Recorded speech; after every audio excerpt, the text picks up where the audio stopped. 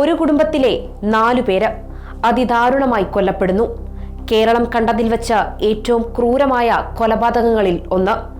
തിരുവനന്തപുരം നന്ദൻകോട് നടന്ന കൊലപാതകം ഇന്നും ഭയത്തോടെ മാത്രമേ ഓർക്കുവാൻ കഴിയൂ.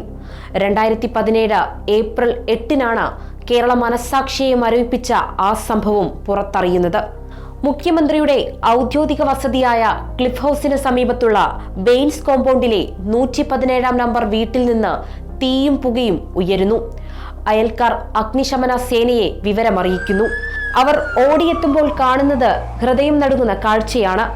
ആ വീട്ടിൽ നിന്ന് ഉയരുന്നത് വെറും പുകയായിരുന്നില്ല, ഒരു കുടുംബത്തിന്റെ ചിതയായിരുന്നു.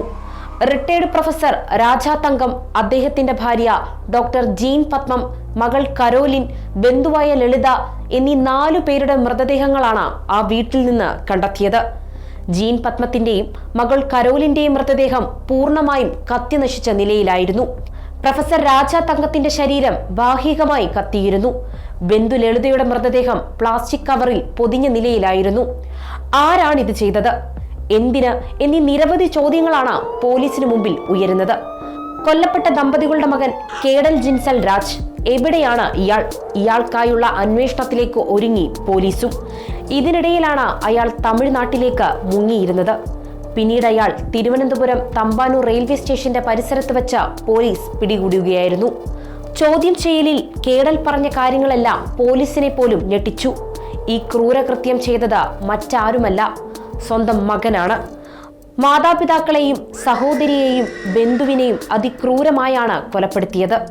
കൊലപാതകം, തെളിവ് നശിപ്പിക്കൽ, മാരക ആയുധങ്ങൾ ഉപയോഗിച്ച് പരിക്കേൽപ്പിക്കൽ, വീട് നശിപ്പിക്കൽ എന്നീ ഇന്ത്യൻ ശിക്ഷാ നിയമത്തിലെ വകുപ്പുകളാണ് കേഡലിനെതിരെ ചുമത്തിയത്. എന്തിനായിരുന്നു ഈ ക്രൂരത? അറസ്റ്റിലായ ശേഷം കേഡൽ നിരന്തരം മൊഴി മാറ്റി പറഞ്ഞത് അന്വേഷണ ഉദ്യോഗസ്ഥരെ വലയിച്ചു. പോലീസിന്റെ കണ്ടെത്തലനുസരിച്ച് തന്നെ നിരന്തരം അവഗണിച്ച പിതാവിനെ കൊലപ്പെടുത്താനാണ് ഇയാൾ ആദ്യം പദ്ധതിയിട്ടത്. പിന്നീട് മറ്റുള്ളവരെയും കൊലപ്പെടുത്തി. +2 മാത്രം പാസ്സായ തനിക്ക് വിദേശ വിദ്യാഭ്യാസം പൂർത്തിയാക്കാൻ കഴിഞ്ഞില്ല.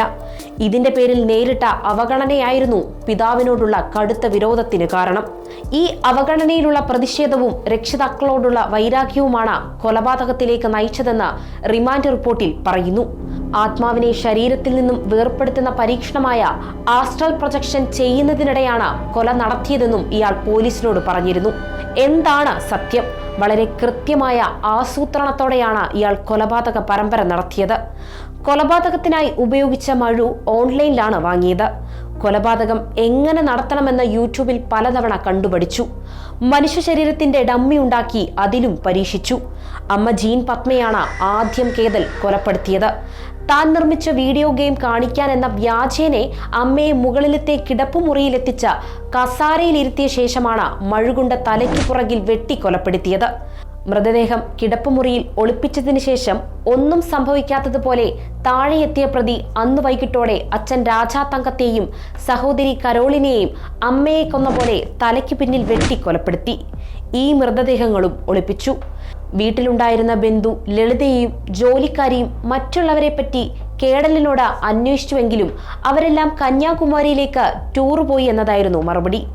അടുത്ത ദിവസവും രാത്രിയും കേഡൽ ബന്ധുവായ ലളിതയെയും കൊലപ്പെടുത്തി.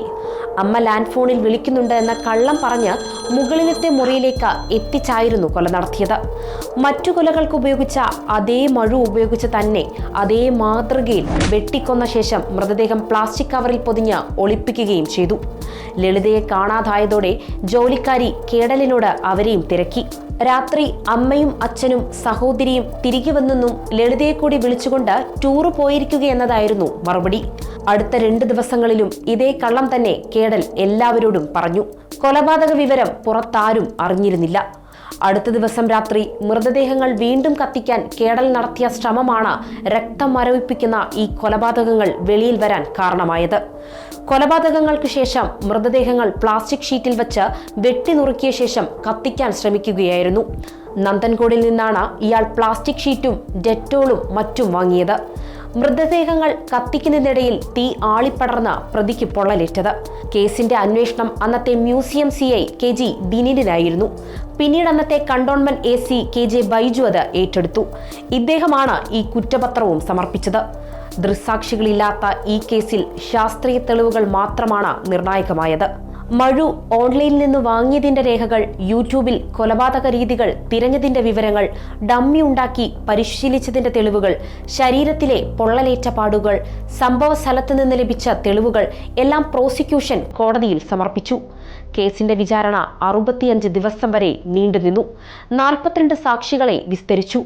120ഓളം രേഖകളും 90ഓളം തൊണ്ടിമുതലുകളും ഹാജരാക്കി. പ്രോസിക്യൂഷന് വേണ്ടി സ്പെഷ്യൽ പ്രോസിക്യൂട്ടർ ദിലീപ് സത്യൻ ഹാജരായി. ഒടുവിൽ വിധി വന്നു. തിരുവനന്തപുരം 6ാം അഡീഷണൽ സെഷൻസ് കോടതി കേഡൽ ജിൻസൺ രാജ കുറ്റക്കാരനെന്ന് കണ്ടെത്തി. കേരളത്തെ നടുക്കിയ ഈ കൂട്ടക്കൊലയുടെ വിധി പ്രഖ്യാപിക്കുമ്പോഴും രാജ്യം മുഴുവനും ഉറ്റുനോക്കുകയായിരുന്നു. സ്വന്തം കുടുംബത്തെ ഇല്ലാതാക്കിയ ഈ ക്രൂരന് എന്തായിരിക്കും ശിക്ഷ?